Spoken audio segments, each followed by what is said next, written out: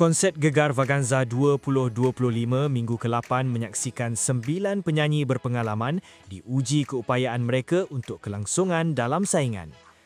Tugasan pada minggu ini mengetenahkan tema Fun Fair Tok Ram yang membariskan lagu-lagu pilihan daripada Datuk Ramli MS.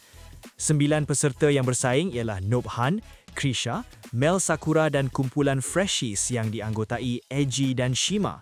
Dari Indonesia, barisan wakilnya ialah Shay, Ruri Republic dan kumpulan Mendua yang terdiri daripada Punki, Sasha serta Diana. Iskandar Ismail pula tampil sebagai wakil Singapura, manakala Mark Adam mewakili Filipina.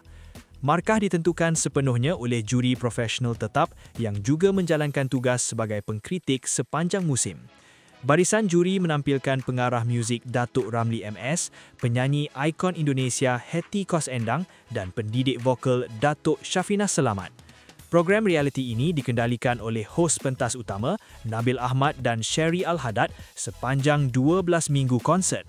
Gegar Vaganza musim ke-12 dari MBSA Shah Alam ditayangkan di Astroria sebagai program secara langsung setiap hari Ahad pukul 9 malam bermula 2 November 2025.